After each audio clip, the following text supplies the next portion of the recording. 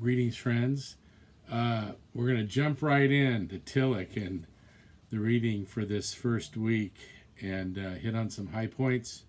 Try to answer some questions ahead of time, but, I'm sure I won't get them all.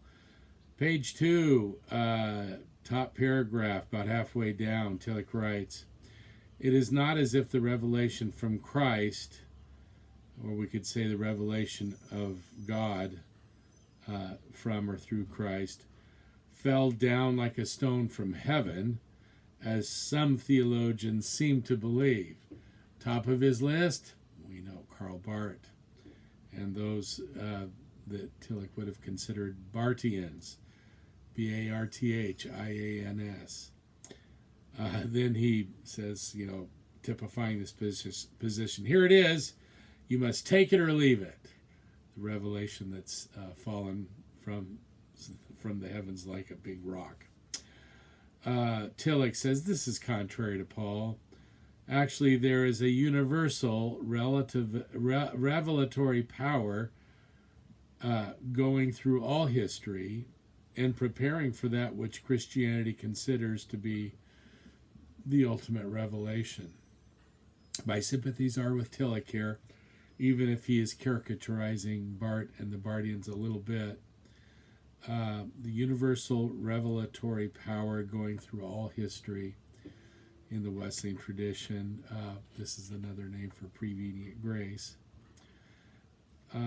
So he talks about some of this preparatory work of God through, we could say, non-biblical traditions, and you can read all about it. We talked about it a little bit in class, of course, in our time together. But moving to page 5, I like that he mentions that the idea of inspiration. Remember, to inspire, you have the word spirit right in there. To inspire, and remembering that spiritus is the Latin, pneuma is the Greek, and ruach is the Hebrew, and all of them have the implication of breathing into.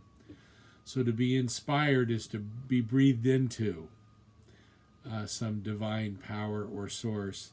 And so the idea of inspiration, being inbreathed by the deity or by a divine power, was an idea developed in Greek philosophy. He talks about that in the top paragraph on page 5, and then concludes that paragraph writing, "This doctrine of inspiration gave Christianity a chance to enter into the world." And he means like into the world of discussion, philosophical argument, the world of ideas that were already kind of being held widely.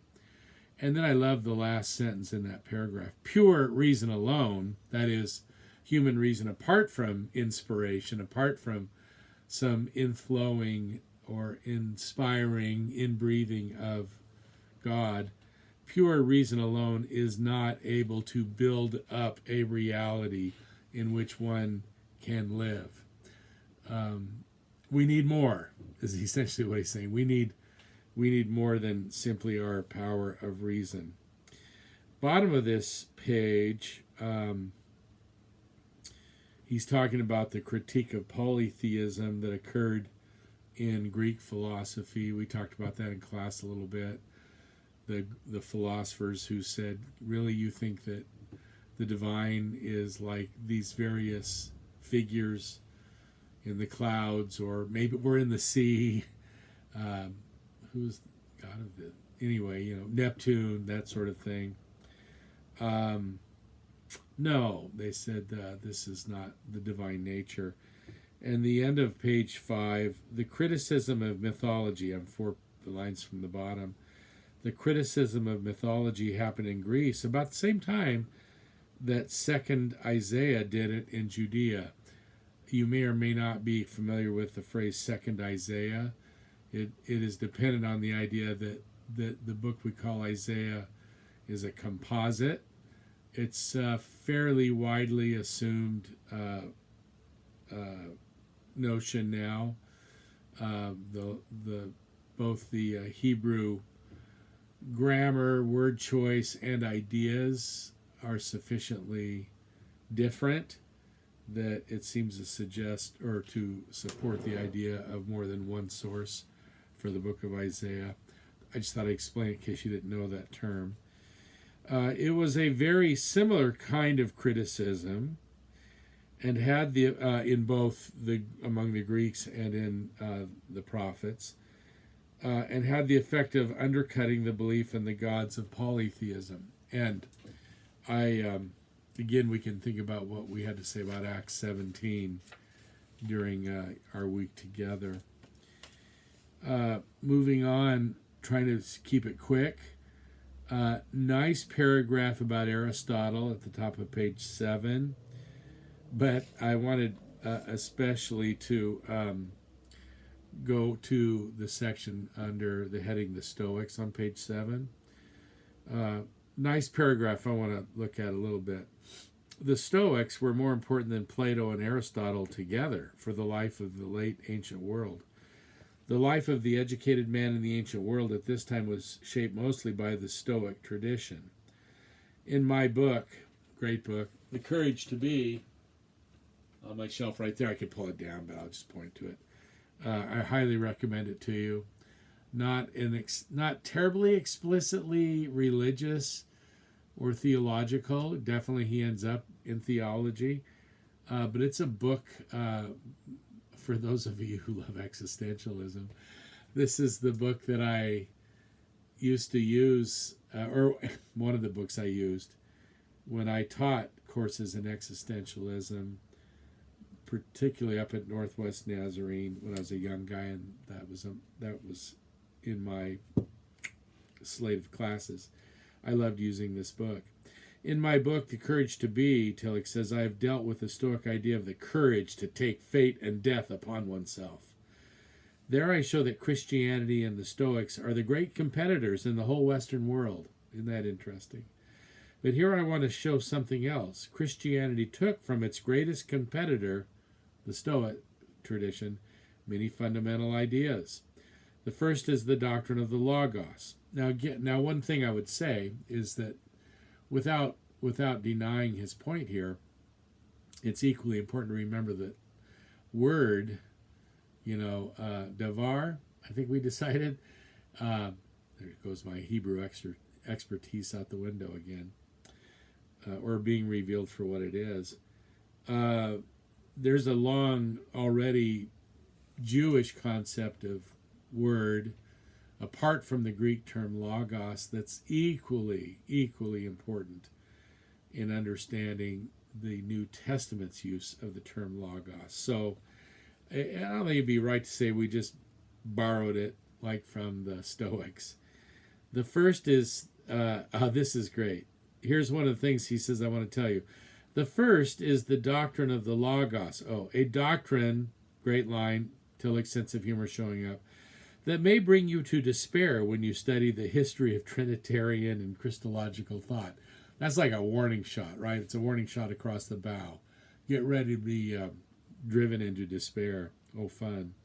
Then he says other things, really, that we talked about that week, about the Logos in the Stoic tradition. I know you'll read it. You'll go, yeah, we talked about that.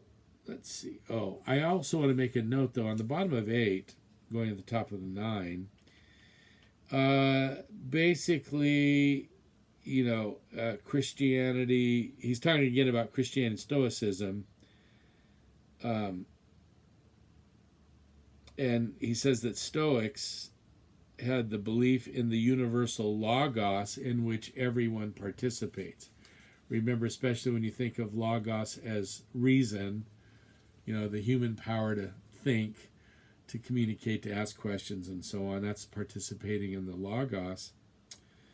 And he says then in parentheses, of course, Christianity holds the same idea on a different basis. And then he says the basis is all human beings are the children of God the Father.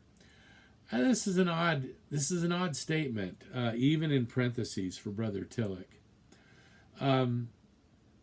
I don't know at all. I don't see evidence that the early church grounded sort of the idea of the equality of human beings under the notion of being the children of God. Not saying you can't find it, but it's weird that he would say, well, the Stoics found it in the idea that everybody participates in the universal logos. Well, gee whiz, that's exactly what Justin Martyr said, wrote as a Christian. And he did not at all appeal to the idea that all human beings are the children of God the Father. He, and then we can say by implication Clement after him and Origen, and others would have been very happy just to say, no, well, it's just like John 1 says. And the Logos was life, and that life was the light of all people. That didn't say anything about all people being God's children. It says something about the Logos providing light or enlightenment to all people. And both the Stoics and the Christian thinkers who talked about this would add quickly, now not all people equally in the same measure. And these were all men writing, and they were all pretty convinced that, first of all, men had a greater share, and so you get very quickly into kind of a hierarchy of sharing in the Logos. But I just thought I'd make that extra comment there.